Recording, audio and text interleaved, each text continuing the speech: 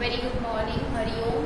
सी हम लोग आप लोग का फर्स्ट चैप्टर पढ़ रहे थे, the lost child. Okay, lost child में हम लोगों ने क्या क्या पढ़ा था कि एक छोटा चाइल्ड है, वो अलग अलग चीजों से अट्रैक्ट हो रहा है। ओके, सबसे पहले वो किससे अट्रैक्ट होता है, वहां पर हम लोगों ने पढ़ा था स्वीट मिट मिलता है, फिर उसे गार्लैंड वाला मिलता है, फिर व्हाट वी से फ्लावर ऑफ गार्लैंड मतलब गुलमोहर फ्लावर्स एंड ऑल, फिर उसे बलून्स मिलते हैं, फिर वो इवन हनी बीज वो बीज भी देखता है, फिर वो फ्लावर एनिंग पेटल्स उसके ऊपर गिरते हैं, वो बहुत सारी अलग अलग चीजों की तरफ वो अट्रैक्ट होता है।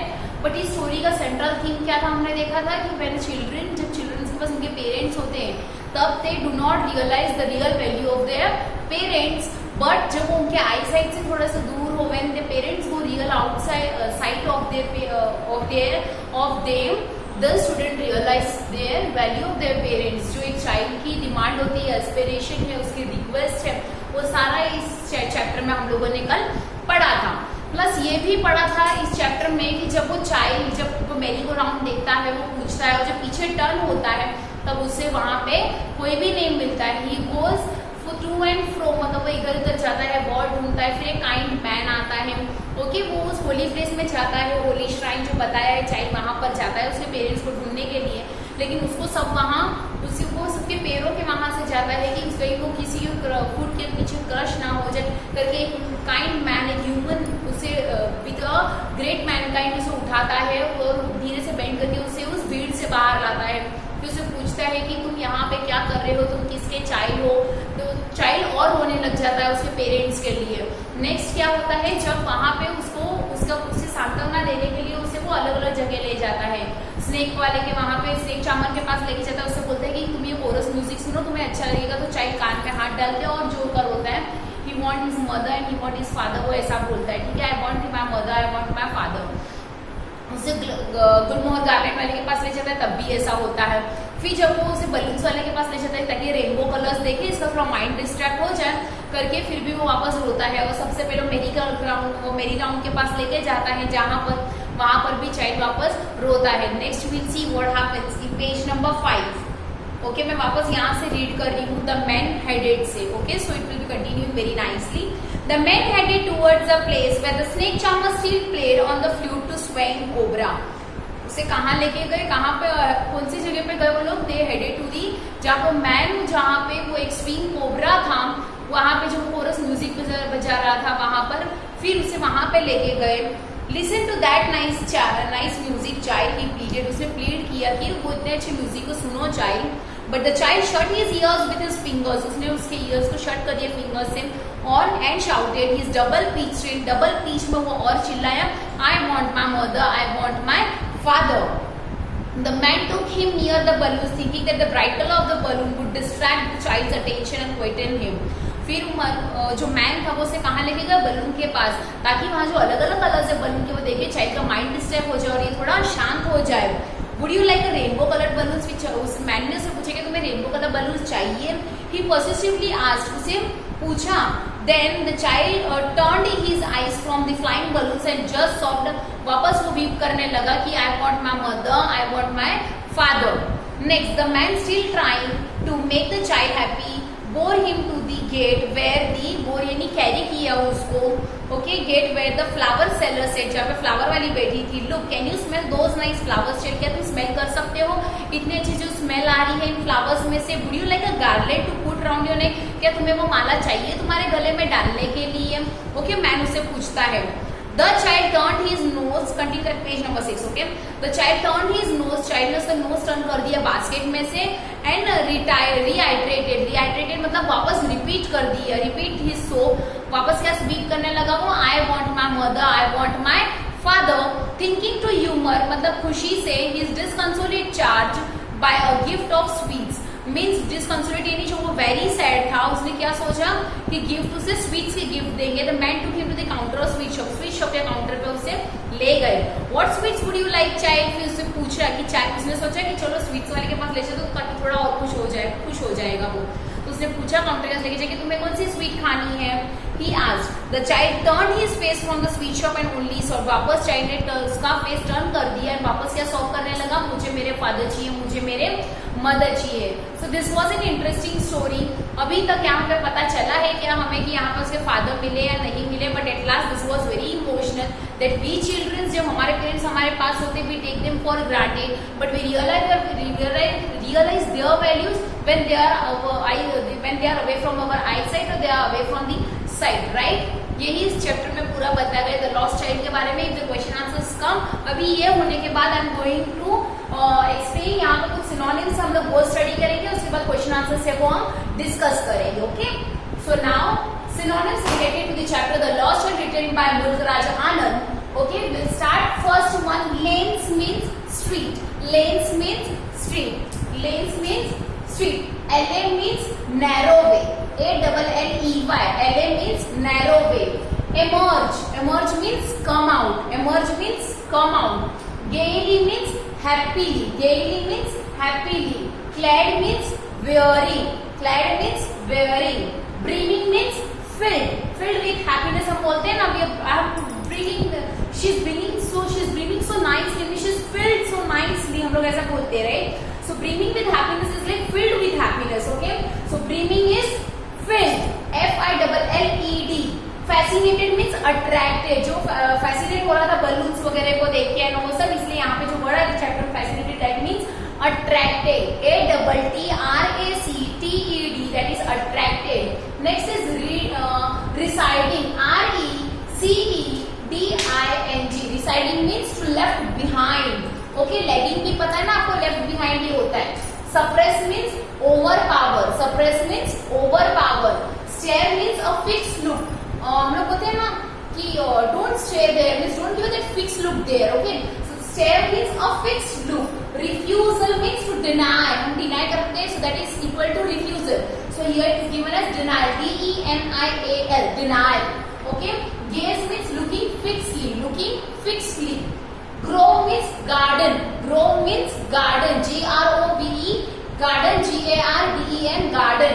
Caper means a short jump or dancing movement. एक छोटा जंप करना, वो कहाँ पर करता है, बनियान ट्री के पास जो बताया इस चैप्टर में. Caper means a short jump or the dancing movement. Once again, lane, street, LA, narrow way. Emerge, come out gaily, happily clad, wearing, dreaming, filled, fascinated, attracted. Reciting, left behind, suppress, overpower. Next is stare or fixed look, refusal, denial, gaze, looking fixedly. Grow is garden. Caper means a short jump or the dancing movement. Okay. And now more are there. I'll write down everything here nicely. Make sure people note down this nicely. Okay. Next, cautionary means warning. Cautionary means warning. Cautionary means warning. Tyrant means cruel.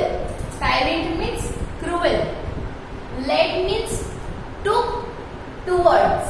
Throngs means crowd. मैंने बताया था throng of people जो कहा, that is crowd of people. Coverage means meet. Coverage means meet. Repelled means driven away. Repelled means driven away. Murmured means whispered. Okay. Heeded means paid attention. Paid attention. Silken means soft.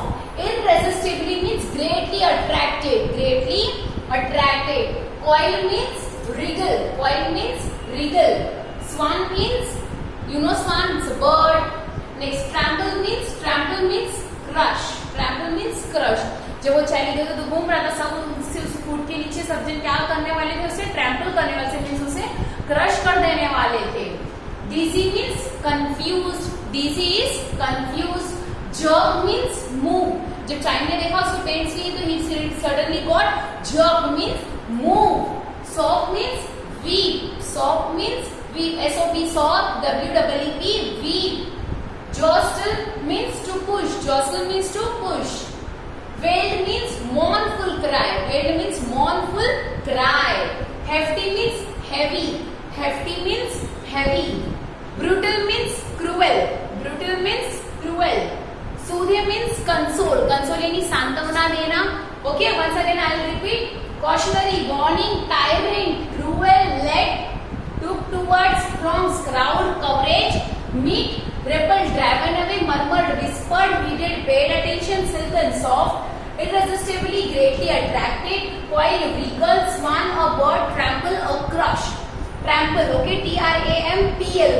Dizzy, confused, jerk, move, sob, weak, jostle to push, wail, mournfully cry, okay, mournful cry. ऐसे week करना, it well means एकदम से शांत रह के जो रोते हैं, जो जोर से आवाज नहीं आती, okay, that one. Hefty, heavy, hefty is heavy. Brutal, cruel, brutal, cruel. Soothe, console, soothe means to console, सांत्वना देना, okay.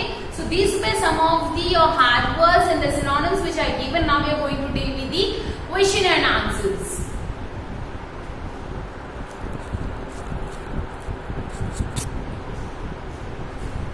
So now question answers, page number 6. What are the things the child sees on his way to the fair? Why does he lag behind? जब वो child fair में जाता है तो वो क्या क्या देखता है? On his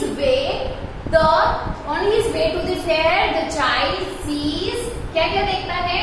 Toys, balloons of different colors, garland of gulmohar, a swing and a snake charmer, playing a flute, right?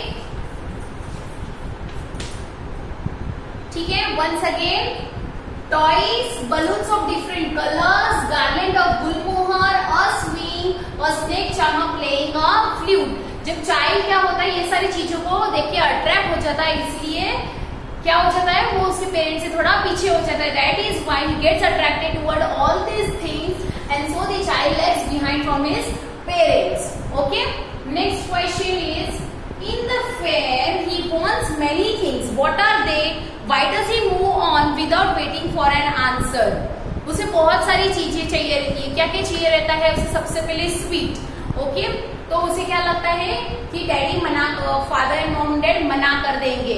Now we are going to write, I am going to write this answer here in short means like main points here and I explain you, okay. So what will be the answer? In the fair, the child want many things. Okay, the child wanted many things. They were toys, different sweets, garland, balloons of different colors. Okay, and even he had a keen desire of sitting in a enjoying the roundabout. Right? अब यहाँ पे क्या है, उसे क्या क्या चीजें चाहिए रहती है? टॉय चाहिए रहता है, उससे डिफरेंट क्या चाहिए रहते हैं? स्वीट्स चाहिए रहते हैं, फिर गार्लैंड चाहिए रहता है, बलून्स चाहिए रहते हैं, उसे डिफरेंट कलर्स के. उसका एक ही डिजायर होता है कि उसे वो राउंड अबाउट में बैठना होता है. बट हर बार वो क्या सोचता है कि उसके जब भी वो उसके पेरेंट्स मना कर देंगे तो पहली बार, एंड नेक्स्ट जब भी वो ऐसा कुछ मांगता था, जब भी वो ऐसा सोचता था, इस parents to give him a cautionary call. ये आपको मेंशन करना होगी. His parents used to give him a cautionary call. क्या बोलते थे? Cautionary call. Come child, come.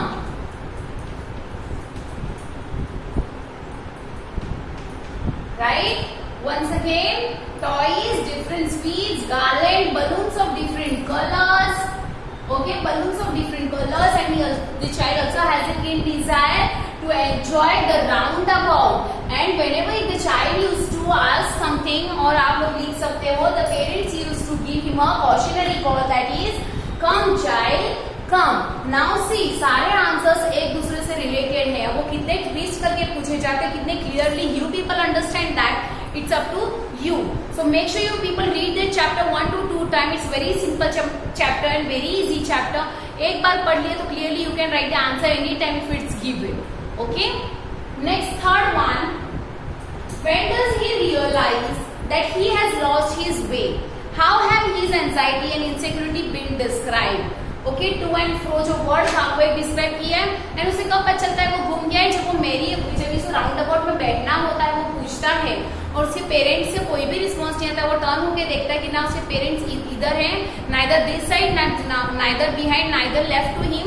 That time he realizes that his parents are not near to him. Third answer आप लोग किस तरह लिखोगे? The child gets attracted towards. Third answer, that child get attracted toward roundabout, right? So he needed a permission from his parents. Permission from parents to enjoy it. To enjoy it means that roundabout. But suddenly when he turns back, he sees कि उसके parents नहीं है, and then he cries and he shouts bitterly, okay? And then he realizes कि उसके parents अभी उसके पास नहीं है, वो जोर का चिल्लाता है और वो क्या बोलता है, mother, father, okay? और वो क्या होता है उनके सर्च में, वो किधर दौड़ता है, here and there, okay? And in search of his parents, child runs here and there, right? Next one, why does the lost child lose interest in things that he wanted earlier? Because तब उसे realise हो जाता है उसके parents के बारे में, है ना?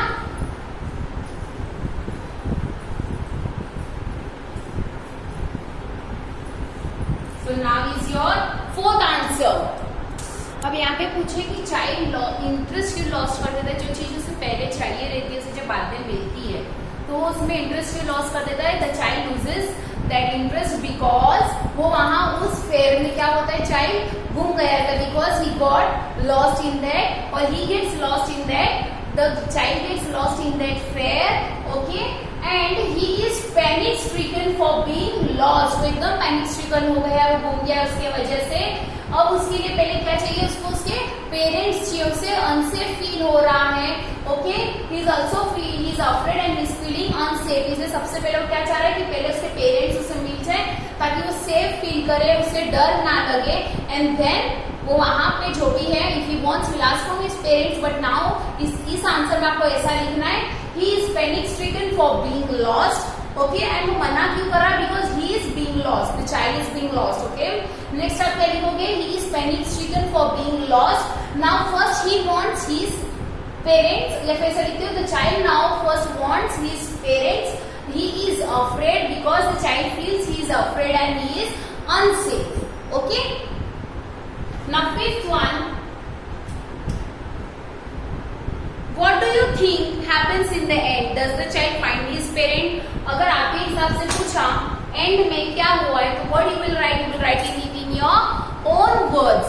क्या लिखोगे, positive answer, yes, the child must have met his parents, okay. This is up to you कि आप कैसा आंसर लिखना चाहते हो, but always try to write in a positive answer, okay. Now I'll give you some extra questions and हम उसको discuss करेंगे. उसके पहले जो चाइल्ड है वो फेयर में जाता है, ओके. वो सब कुछ वहां पे देखता है, स्वीट देखता है, उसके बाद गार्लैंड्स देखता है, नहीं टॉयज से शुरू होती है, टॉयज देखता है, स्वीट्स देखता है, गार्लैंड देखता है, स्नेक चाम्बर देखता है, मेरी राउंड देखता है. पर हर बार जब भी उसे कुछ चाहिए रहता है उसके पेरेंट्स से कॉशनरी कॉल आ जाता है, क्या आ जाता है, कम चाइल्ड कम. क्या आ जाता है, come child come, okay. And then the child thinks कि अभी वो कोई भी चीज मांगेगा तो पेरेंट्स उसे रिफ्यूज कर देंगे. एंड एट लास्ट जब उसे वो सारी चीजें, जब वो एक human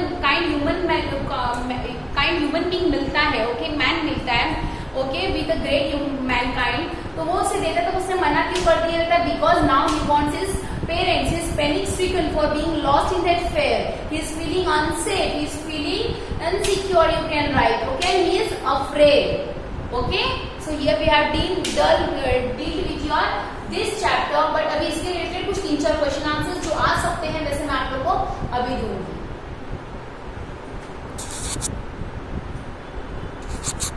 Some extra questions, okay.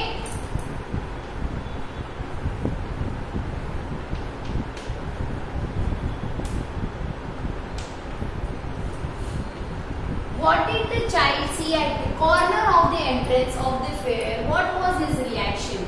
जब चाइल्ड वो फेयर में जाता है तो उसने कॉर्नर में क्या देखा रहता है, वहां पे क्या रहता है, स्वीट मीट रहता है ना. तो वो जो स्वीट मीट रहता है वो वहां पे सारी उसके पास कौन सी स्वीट रहती है, बर्फी, गुलाब जामुन, रसगुल्ला, वो सब, बट इसमें से चाइल्ड की सबसे फेवरेट कौन सी होती है, बर्फी। और उसने ये भी देखा रहता है कि सारे जो क्या बोलते हैं स्वीट्स हैं वो सारे कितने अच्छे से डेकोरेट किए रहते हैं with gold and silver petals and वो लाइनिंग्स एंड वो सब उसने बताया हुआ है, right. And next what was his reaction, उसका रिएक्शन, उसके मुंह में क्या होता है, उसके मुंह में वो देख के वो उसको ही देखता रहता है, स्वीट्स को देखते तो उसके मुंह में क्या आ जाता है, पानी आ जाता है, बट उसे वो चाहिए रहता है लेकिन फिर भी वो मांगता नहीं है, क्यों, बिकॉज ही नोज, उसको ऐसा लगता है कि उसके पेरेंट्स रिफ्यूज कर देंगे उसे वो देने से। Okay, What happened when the child entered the grove and what was his reaction? Grove का मीनिंग मैंने आपको दिया है गार्डन। जब चाइल्ड गार्डन में गया तो क्या हुआ है, उसका रिएक्शन क्या था। जब चाइल्ड गार्डन में गया, राइट, तो क्या हुआ, वहां पर जो सारे यंग फ्लावर्स थे उसके सारे पेटल्स उसके ऊपर गिरने लगे। Okay, all that starting showering on him, तो क्या हुआ, वो सारे हाथ में कलेक्ट करने लग गया। फिर उसने थोड़ी देर बाद देखा, थोड़ा वहां देखा कि वहां डव जो है वो क्यूइंग कर रहे, डव की आवाज आ रही, तो ही बिकेम सो फैसिनेटेड कि उसके हाथ से सारे वो लीफ के जो पेटल्स थे सारे पेटल्स गिर गए। Okay, once again what happened when the child entered the grove? When the child entered the grove, or we can say garden, the young flower shower fell on him or started falling on him. Okay, the child beamingly, और हम लोग बोलते the child filled with happiness. Okay, and he was so fascinated that he started to collect all those petals, and then he saw a dove cooing. Okay, dove coo कर रहा है, वो देखने लग गया। उसके बाद वो क्या हुआ, वो दौड़ते दौड़ते उधर जाता है और फिर क्या देखते हैं, सारे हाथ से, उसको ध्यान ही नहीं रहता, सारे पेटल्स उसके हाथ से गिर जाते हैं। Okay, here we have dealt with the extra questions also. Next here, once again, how to ensure not to get lost. अगर आपको आपके पॉइंट ऑफ व्यू पूछा जाता है कि कैसे इंश्योर करना है कि घूमना नहीं है चाइल्ड को, so what points you would like to give, कि हमें चाइल्ड को सारा कुछ मेमोराइज करवा देना चाहिए, whether it's a police number, mobile number और एनीथिंग इमरजेंसी नंबर्स जो भी है वो चाइल्ड को हमें मेमोराइज करवाने चाहिए।